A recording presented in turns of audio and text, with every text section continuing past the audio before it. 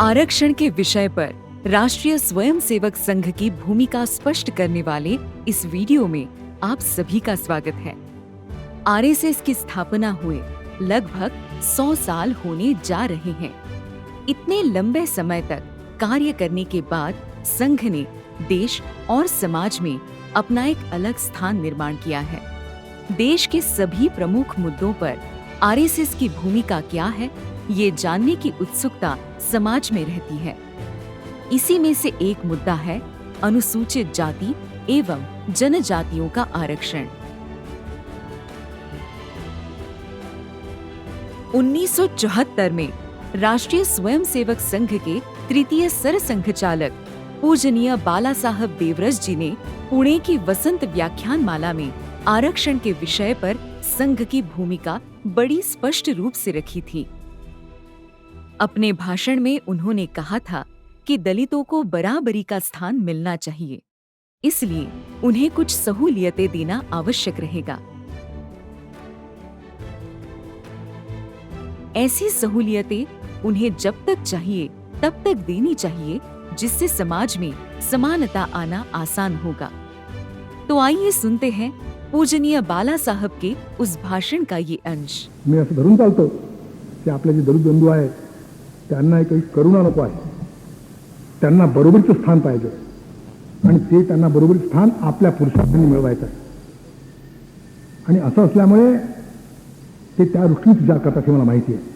आता हे तर उघडच आहे की आतापर्यंत ते मागे राहिले, ते मागे राहिल्यामुळे त्यांना सर्व प्रकारच्या सवलती देणं आवश्यक आहे।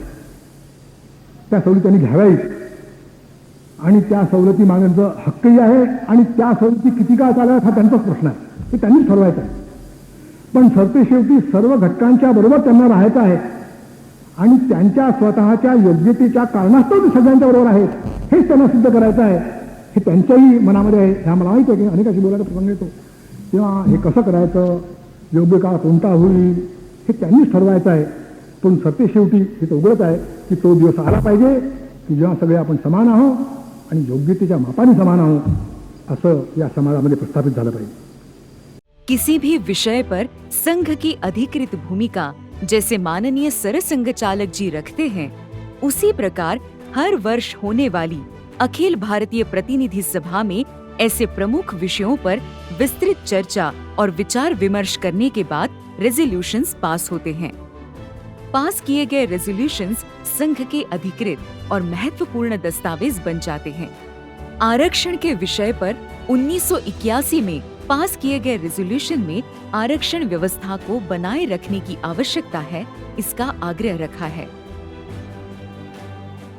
इसी प्रकार से एक दशक बाद 1990 की अखिल भारतीय प्रतिनिधि सभा में आरएसएस ने नवबौद्धों को आरक्षण देने के केंद्र सरकार के निर्णय के स्वागत पर रेजोल्यूशन भी पास किया है।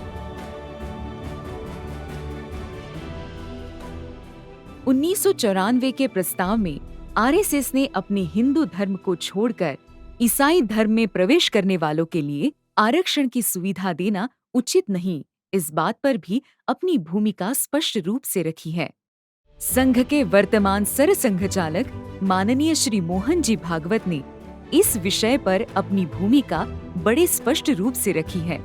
तो आइए देखते हैं कि इस विषय पर आरएसएस का मत क्या है। सामाजिक विषमता को हटाकर समाज में सबके लिए अवसरों की बराबरी प्राप्त हो, इसलिए सामाजिक आरक्षण का प्रावधान संविधान में किया है। संविधान सम्मत सभी आरक्षणों को संघ का पूरा समर्थन है। बीच बीच में वक्तव्य होते उसमें से अर्थ निकाले जाते, ये बात ध्यान में रखिए। सामाजिक विषमता दूर करने के लिए संविधान में जितना जहां आरक्षण दिया गया है उसको संघ का पूरा समर्थन है और रहेगा। आरक्षण कब तक रहना चाहिए, इस विषय पर माननीय मोहन जी कहते हैं, आरक्षण कब तक चलेगा इसका निर्णय जिनके लिए आरक्षण दिया गया है वही करेंगे। उनको जब लगेगा कि अब इसकी आवश्यकता नहीं हमको, तो फिर वो देखेंगे, लेकिन तब तक इसको जारी रहना चाहिए, ऐसा संघ का बहुत सुविचारित और जब से यह प्रश्न आया है चर्चा में तब से मत है, उसमें बदल नहीं हुआ है। क्रीमी लेयर को क्या करना, और लोग मांगते हैं सामाजिक आधार पर आरक्षण संविधान में है, संप्रदायों के आधार पर नहीं है, क्योंकि सभी संप्रदाय कभी ना कभी समाज के अग्रणी वर्गों में रहे हैं अपने यहां, तो उनके आरक्षण का क्या करना। अब और भी जातियां आरक्षण मांग रही है, उसका क्या करना, इसका विचार करने के लिए संविधान ने पीठ बनाए हैं, फोरम बनाए हैं, वो उसका विचार करें और उचित निर्णय दें। आरक्षण समस्या नहीं है, आरक्षण की राजनीति ये समस्या है। इस वीडियो को देखने के उपरांत ये बात स्पष्ट है कि आरएसएस ने आरक्षण विषय पर अपनी भूमिका सदैव स्पष्ट तथा निस्संदिग्ध शब्दों में रखी है। आइए हम सभी समाज में इन्हीं विचारों को प्रसारित करने का प्रयास करते हैं। वीडियो कैसा लगा, इस पर आपकी प्रतिक्रिया जरूर दें। धन्यवाद।